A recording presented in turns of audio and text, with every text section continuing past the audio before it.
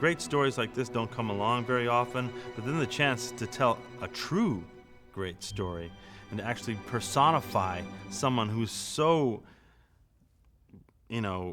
imprinted in people's minds. Dewey Cox is the great American metamorphosis. He's one of the originators, of rock and roll. He was there when he was there when the blues and gospel had a baby. Dewey took the elements of gospel, of pop, of rhythm and blues, of skiffle, sea shanties, and he reinterpreted it into this gritty rock sound that everybody has since related to and looked up to. I mean, can I say this? The real reason I got into music is I love Cox.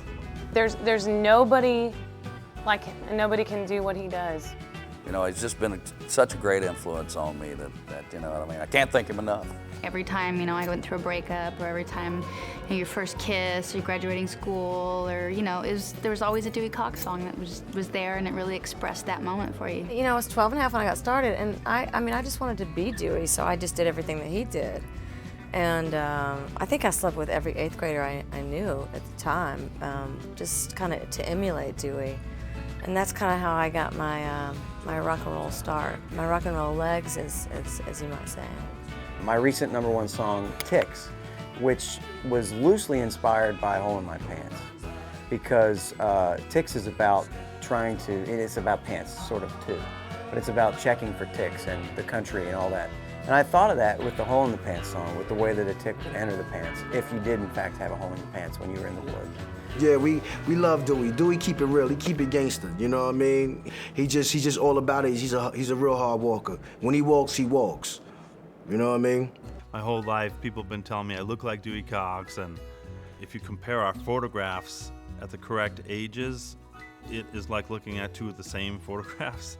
In college, I was at this party, and I heard this amazing song come on. I was like, what is that? What is that music? And they were like, it's Surf's Up by Dewey Cox. You've never heard Dewey Cox? And friends in college couldn't believe that I had never heard it, actually, because they're like, dude, you are Dewey Cox. What are you doing? You have to check it. So, starting college, I went back into I slowly got into Cox while I was in college. Jake Kasdan and I bumped into each other at the Compton Swap Meet. I guess there's some collectible stuff. Jake collects placemats from the 70s. I don't know if you knew that, but we're standing there. I just, something caught my eye, and he said, "Hey, you're John Reilly, right?" Oh, and then it turns out we both had a love of Cox. And as soon as we got to talking about that, we just took it straight back to my house and stayed up all night, and it was just Cox this, Cox that, and cut to, I think it was 6 years later, I get this phone call. I pick up, hello, it's Jake. Hey, Jake, haven't seen you in 6 years. What's been going on? He said, I got the green light. All of us involved love Cox, and probably will forever, and in some ways do now more than we ever did. But what united us all originally was a deep love of Cox. I knew of his autobiography. I had to go down to his farm, to his compound, and I went there to have lunch with him and ask for the rights. And next thing I knew, I spent a summer there, and I helped them with the farm. For someone like Dewey, who is complicated and controversial and scandalous as he was heroic, you're asking him to take a big leap. So I was nervous. And I was elated when he said he would cooperate. It's a very hard movie to write because Dewey Cox wrote his autobiography, and as we found out later, he made up most of it. And so we were like 11 drafts down the road, and then slowly we started fact-checking and realized, he just made it up. It didn't really, all of it was bullshit. Well, I think with all the great figures in history, it's all about myths. Did George Washington cut down the cherry tree? Probably not. He probably lied too. So to me, he's created his own myth, and it guides a lot of people. It inspires a lot of people. So does it matter that it's all crap? I don't think it does. Everyone has a story about Dewey Cox. I first met Dewey when they were doing that when he was doing his TV show. There was a little odd feeling in the room when we did meet, you know, because I had dated Cheryl Tiggs before he had, you know, so. You know, things could get real bloody at times messing around with Dewey. You know, and you wouldn't really want to touch that side like that. You wouldn't want to touch that. I'm not going to talk about it. What happened, happened. We walked off stage, he punched me in the face, and he had a good reason for it. I think for me it's a pure animalistic raw attraction. Having my ass grabbed by Dewey Cox was the biggest thrill for me. I won't wash that cheek really for quite a while. I have to say, you know, I got laid more than a couple of times, you know, with using Dewey Cox music. Great artists, you know, they feel a lot. They feel more than you or even me. I mean, Dewey Cox has to do what he feels. You know, and if punching me in the face was what he felt, I'll defend him till the day I die. When I first met Dewey Cox, I was just terrified, like, oh my God, what if he doesn't like me? And just the whole thing of like walking into a room with a legend, you know? I'm standing in front of Cox. I'm just looking right into the eye of Cox, you know? It's an odd dream come true about, you know, again, for a jaded old guy who's been doing this for almost 30 years, it's finally culminating in, you know, biopic of an idol. My father loved Dewey Cox. My mother, not so much. When I was a kid just learning how to speak, you know, I was like 1.5 years old, and I would say, Dewey Cox, and I couldn't say the X sound. It's hard to say when you're a little kid. And he would pop me on the head. He would thump me. He'd thump me on the head like that, and that's why I still have this weird indentation right here. When I was 7 years old, I was in the men's room of a Greyhound station in Knoxville, Tennessee. I heard this.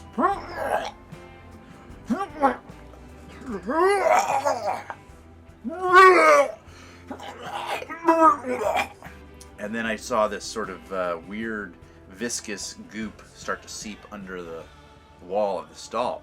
It was vomit, and it was Dewey Cox's vomit, because he then hit the floor, passed out, looking up right at me, you know, like he fell down, hit his head in the pool of vomit, and was like looking right up at me like, can I get a cup of water? And I was like, no way, man, you're stupid, you know, because you just vomited everywhere. So one of the first things he said to me when we sat down at the diner, he said, so you think you had the balls to play Dewey Cox? And I said, well, I mean, yeah, I'm going to give it a try. I'm confident that I can do it. I think I look like it. And he's like, no, do you have the balls? Can you look like you have the balls? It's a well-known sort of aspect of the Dewey Cox lore that he has these enormous testicles. He relays the story to me. I was like, you know, I think I'm doing pretty good in that department, but, you know. So we contacted this prosthetic ball maker named Giuseppe Maldini, who apparently did all the greats. Like, he did Al Pacino's balls for Serpico. He did Kirk Douglas's balls for Spartacus. This is one of the cool things about doing this movie. You find out all these secrets. You meet some of these legendary people, and you realize, you know, Karl Malden doesn't have giant balls. He had them made for Streets of San Francisco. So he measured me. He's like, how big you want them, Mr. John? You know, I was like, well, I don't know. How big should they be? He's like, it's never too big. You can never have the balls too big. Well, you know, I was really concerned with the historical accuracy and the technical accuracy of the part, you know, and I demanded that of everyone else on the movie. I actually had never met a child under the age of 11 before I did this movie. So that was, it was weird, because they're like normal people, but they're smaller. I auditioned for the part of George Harrison, which I thought I was perfect for, because I do a really good British accent. All right, I'm George Harrison. What's going on? Good day. Put another shrimp on the barbie. You know, that kind of thing. So clearly, kind of a no-brainer to give me the part, and I didn't get it. I dated a guy that it wasn't exactly like Dewey, but he had like a couple similar things. He was a musician, and he had no sense of smell. And his name was Louis. And he fell in love with a girl named Garlene. John C. Reilly's performance in this film is majestic. And, you know, having worked with Jamie Foxx on Ray, you know, Jamie really delved into the character. You know, he had these big sunglasses on the whole time. Even though he had these giant sunglasses, you couldn't see his eyes, he wore prosthetics over his eyes just because he was committed. And John's kind of taking the same route. He is tripping, you know, balls on set. He's doing LSD before every take. And it's that kind of commitment that you're not going to get at a lot of these Hollywood stars. Rehab? Rehab. In the movie, Dewey goes through rehab twice. I had to go through 6 rehabs during the course of the movie because I went all out. I decided, you know, that's what it takes at this point. You know, acting has become like a competitive sport among actors, and if Christian Bale is going to lose 50 pounds or Jamie Foxx is going to glue his eyes shut, I'm going to get addicted to every drug that I have to, because otherwise I'm a phony. He's devoted, and he wasn't going to be dissuaded, and he knows what he's doing. The guy's worked with Scorsese. What am I going to say? He tells me he needs to be on angel dust for a couple of weeks. I'm not going to argue with him. Yeah, I think that's a little bit sick, don't you? I mean, it's committed, but would you do that? No, I wouldn't either. But hey, he might win the Academy Award for it. Yeah, I didn't go that route. I didn't need to try drugs in order to, you know, get into my character. I'm an actor, you know. Meryl Streep didn't watch a baby get eaten by a dingo. It's incredibly humbling to play someone as important as Dewey Cox. I mean, the guy, he not only changed the face of music, but he changed socially and like politically in the country. He made it okay to be a mulatto.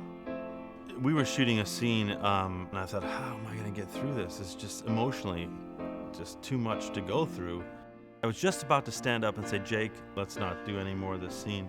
And I started to get up and I went like this, and I realized there was someone standing in front of me. I didn't see him when I was leaning back, but I went like this to lean forward, and there was this mulatto midget. And he said, you look like Dewey Cox. And I said, yeah, well, I am. Well, I'm playing him. And he said, he changed my life. I was like, you know what? I can do this. It's very important to see the Dewey Cox story as a movie so that we can get the gist of it from beginning to end. And it's just, what an amazing story. I mean, you couldn't make anything like that up. It's a complicated story, but it was a story that needed to be told, and I think we've told it.